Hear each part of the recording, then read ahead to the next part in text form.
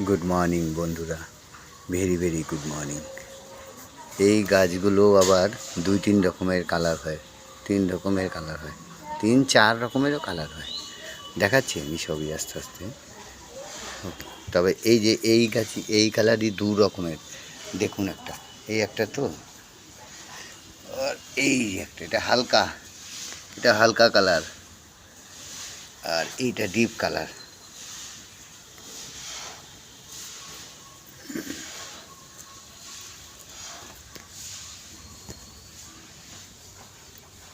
হালকা কালার, এটা deep colour.